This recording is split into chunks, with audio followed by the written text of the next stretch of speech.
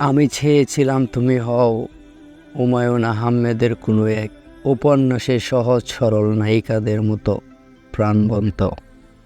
কোনো কোনো ঘুম না আসা রাত্রিতে তুমি এপাশ থেকে ফোন করে গান ধরো। যদি মন কাঁদে তুমি ফিরে এসো, ফিরে এসো এক বর্ষায়। 5 স্টার রেস্তোরাঁর দামি মেনুর কফির স্বাদ না খুঁজে মাঝে মধ্যে ওই স্যাঁতস্যাঁতে হোটেলের সিঙ্গার আর ঘাল ভাঙার আবদার করো।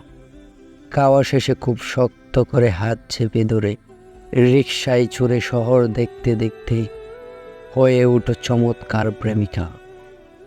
বৃষ্টি হলে শাড়ি চুড়ি পরে চোখে গাঢ় করে কাজল দিয়ে সাজুগুজু করো। চিঠিতে লিখে রাখো বৃষ্টি নামার আনন্দের সংবাদ।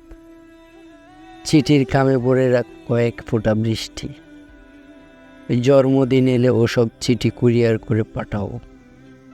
সঙ্গে পাঠাও গুনে গুনে বেশ কয়েকটি কদম ফুল। অথচ তুমি নিজেকে জড়ালে ওয়েস্টার্ন পোশাকে।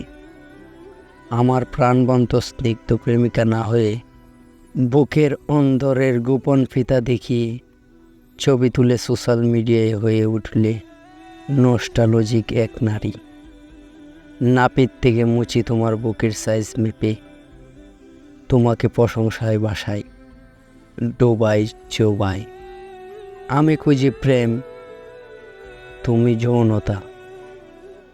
আমি চাই একটু তোমার কাঁধে মাথা রাখতে, তুমি চাও কামনার আগুনে জ্বলে পড়ে আঙ্গার হতে।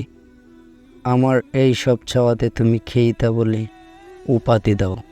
তুমি মেনে নাও পৃথিবী যাবতীয় অশ্লীলতা, অথচ আমাকে বলো লম্পট। আমি বোধহয় সেই সব খেইতা মানুষদের দলে বেড়েছি যাদের এখনো কবিতা পড়লে হৃদয় শূন্য হয়ে আসে।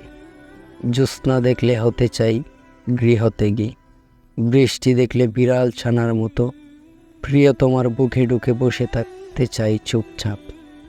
আমি বোধহয় সেই সব খেইতা প্রেমিকাদের দলের মানুষ যারা শুধু প্রেমিকার প্রেমটুকুই চিনেছে, প্রেমিকার শরীর ছোঁয়ার প্রয়োজন মনে করিনি। তুমি হয়তো জানো না, শরীর যদি আমায় টানত তবে আমি পৃথিবীর 193টি দেশের নারীর নগ্ন শরীরের দিকে ছুটতাম, তোমাকে কেন্দ্র করে ঘুরতাম না।